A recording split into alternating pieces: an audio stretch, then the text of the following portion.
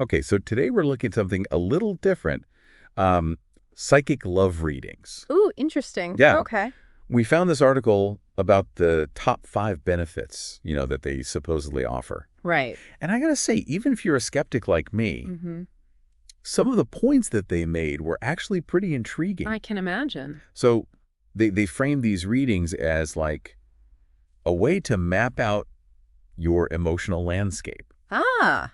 And I thought that was such an interesting way to put it. Huh? What do you think about that? Yeah, I thought that was really fascinating. I really like that analogy. Yeah. Thinking about a psychic reading as a way to understand your relationship patterns, almost like a roadmap of your heart. A roadmap of your heart. I love that. Yeah. But how would that actually work? Yeah. Like, can a psychic reading really help uncover those hidden patterns? Right. Those subconscious things that keep tripping us up in love. Well, think about it this way. Let's say you constantly find yourself attracted to emotionally unavailable partners. Mm-hmm. A reading might help you connect that back to, say, a childhood experience where a parent was emotionally distant. Yeah. And so it helps you to see those deeper connections you might not be consciously aware of. So it's not just fortune telling. No. It's more about understanding like the why behind our choices in love. Exactly. That actually makes a lot of sense. Instead of just focusing on who you'll end up with, it's about understanding why you're attracted to certain types of people in the first place. Yeah, and that kind of self-awareness can be incredibly powerful. The article also talks about how these readings can bring more emotional clarity, especially when you're in the middle of a relationship and your feelings are all over the place. Yeah, sometimes it feels impossible to see things clearly when you're caught up in the emotions of it all. Right. But isn't that kind of risky though? Hmm. To rely on someone else's interpretation of your feelings instead of trusting your own gut? That's a really good point, and it is important to be discerning. But think of it this way. You go to a doctor when your body needs help, right? Right. Sometimes our emotional selves need that outside perspective too. Mm. And a psychic reading from this perspective can offer that objective viewpoint, helping you see your own emotional patterns more clearly. So it's like having a wise friend who can point out things you might be missing because you're too close to the situation. Exactly. It's about gaining that much needed objectivity and using that to better understand your own needs and where you might have some blind spots. Okay, now for the million-dollar question. Okay. Can a psychic reading actually tell you about your future love life?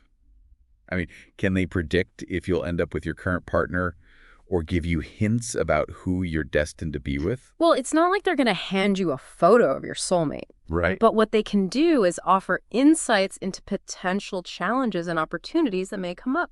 So instead of a crystal ball, Yeah. it's more like a weather forecast. Mm-hmm. It can't tell you exactly what the picnic will be like, but it can tell you if you need an umbrella. I love that analogy. Yeah. Yeah, it's about preparing yourself, being aware of potential storms on the horizon, Right. and maybe packing that emotional umbrella just in case. That makes the whole thing seem less woo-woo and more like a practical tool for navigating relationships. Mm-hmm. The article called it strategic relationship planning, which sounds pretty smart, actually. Right. It's not about dictating your future. It's about empowering you with information so you can make more informed choices in your love life. All right, now this is the part that always gets me soulmates. Oh, yeah. Can a psychic reading really tell you if you've met the one? Right. Or give you a drawing of what they might look like? So you're talking about soulmate drawings or soulmate readings. Yeah.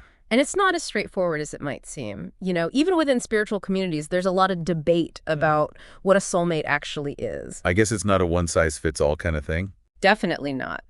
And these readings don't really focus on physical appearances. They're about understanding compatibility on a much deeper level, beyond just shared interests or looks. Mm-hmm. We're talking about emotional, spiritual, even energetic connections. Energetic connections. Now that sounds interesting. What does that even mean? Well, think of it like this. Have you ever met someone and felt an instant sense of familiarity, like you've known them before? Yeah. Or maybe you've experienced the opposite, an immediate feeling of discomfort or unease. Right. Some people believe that's our energy fields interacting, creating a sense of harmony or dissonance. Interesting. And soulmate readings often tap into those energetic connections to see if there's a deeper resonance between two people. So it's not just about checking off boxes on a compatibility list. Right. It's about feeling that spark spark, Yeah. that unexplainable connection. Exactly. It's exploring the idea that some relationships go beyond what we can logically explain. That's pretty fascinating, even for a skeptic like me. Yeah. So we've covered a lot of ground here, understanding relationship patterns, getting emotional clarity, exploring future potential, even dipping our toes into the world of soulmates. Yeah. But what about the emotional healing aspect mentioned in the article? Mhm. Is this like psychic therapy? It's not therapy in the traditional sense, but it can definitely have therapeutic elements. Okay. The idea is that by exploring your past relationships and understanding their impact on you, Mm-hmm. you can start to process old wounds and release emotional baggage you might be carrying. So even if you're not actively looking for love right now, a reading could still be helpful for working through past hurt and Yeah. becoming more emotionally resilient in the future. That's one of the potential benefits for sure. It's like clearing out the emotional cobwebs to create space for healthier connections down the line. Okay, before we go any further, I think it's important to talk about how to approach these readings responsibly. Right. After all, we're dealing with some pretty sensitive stuff here. Absolutely. What are your thoughts on that? You're absolutely right to bring that up. Yeah.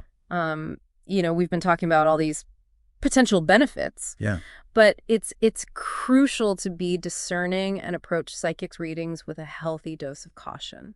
Yeah, I think a lot of people are probably wondering, like, how to tell if a psychic is legitimate or, if they're just taking advantage of vulnerable people, Right. especially when it comes to matters of the heart. Yeah, that's a valid concern. And unfortunately, there are people out there who, exploit others' vulnerabilities, Right. especially when love and relationships are involved.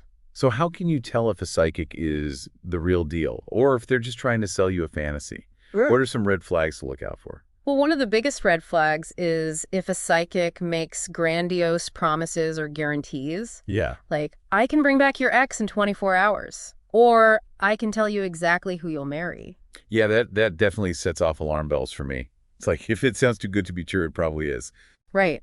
A legitimate psychic will emphasize that they're offering insights and guidance, not controlling outcomes. Right. They'll also respect your free will and won't pressure you into making decisions based solely on their reading. So if they're trying to push you into doing something you're not comfortable with, Right. or if they're making you feel guilty or scared, that's a bad sign. Definitely.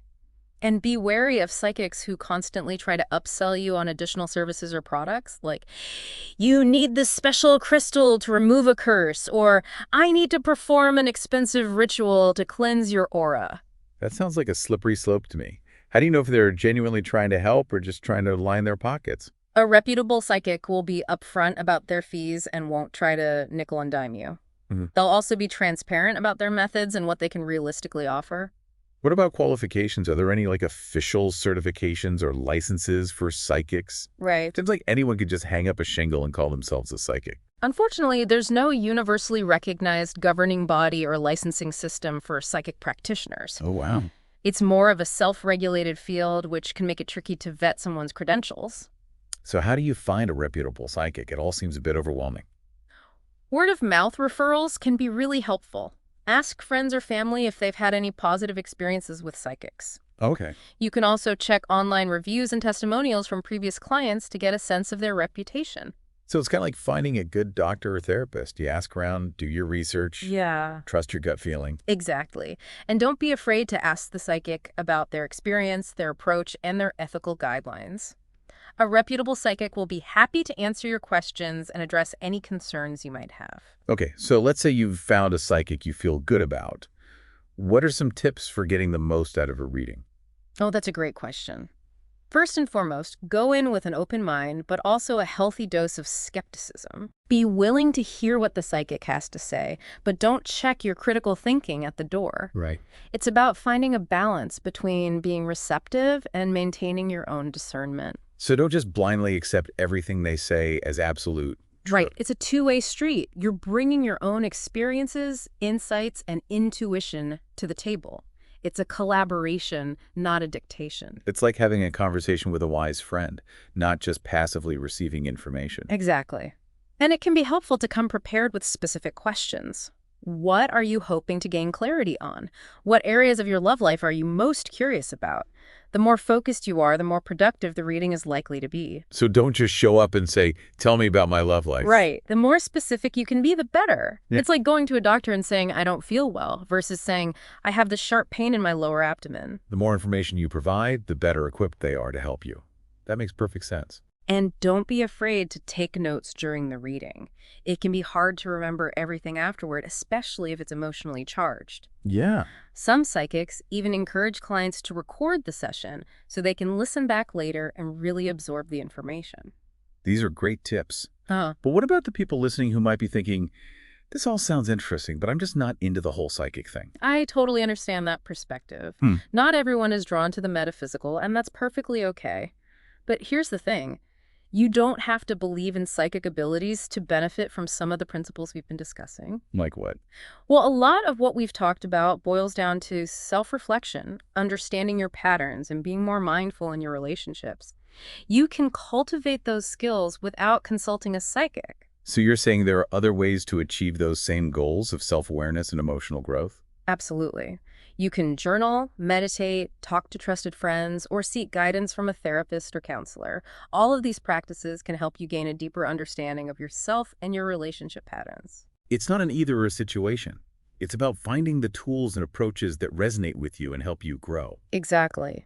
And remember, even if you're skeptical, there's no harm in approaching this topic with curiosity and an open mind.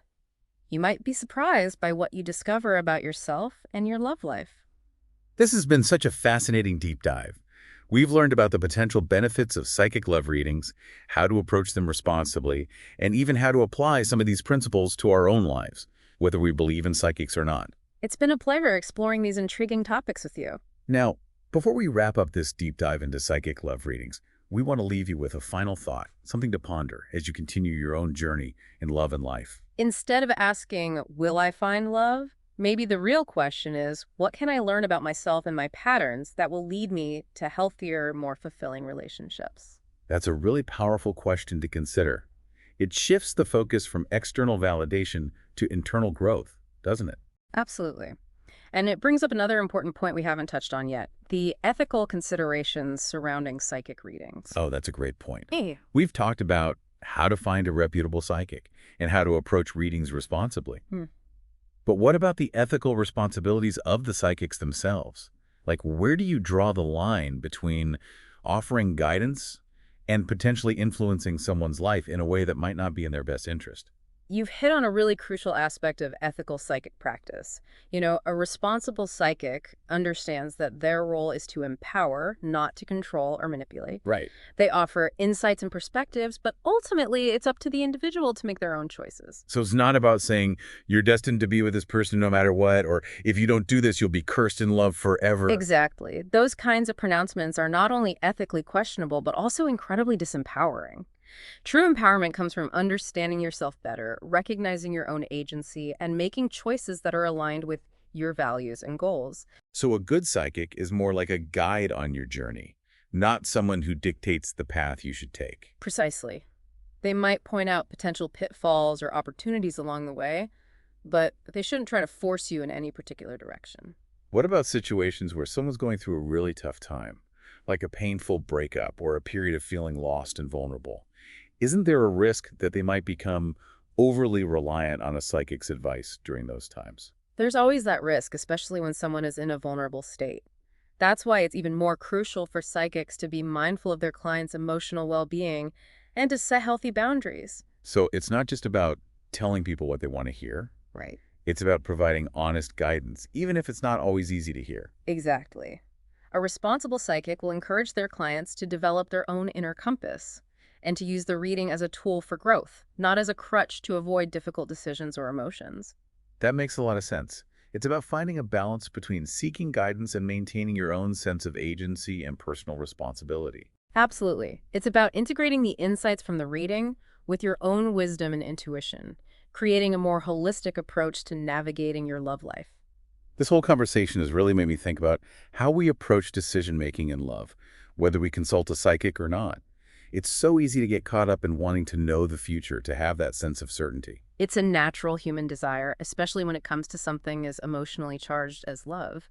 We crave reassurance, and sometimes we look for it in external sources, whether it's horoscopes, compatibility quizzes, or even psychic readings. But maybe the real magic is in learning to trust ourselves, to cultivate our own intuition and inner guidance. That's beautifully put. Perhaps that's the ultimate takeaway from our deep dive into psychic love readings, to approach love with a sense of curiosity, openness, and yes, a little bit of healthy skepticism, but most importantly, to trust in our own ability to create fulfilling and meaningful relationships. Well said. Thank you so much for sharing your insights with us today. It's been my pleasure. And to all of you listening, we hope this deep dive has sparked some new ideas and maybe even inspired you to explore your own intuitive side.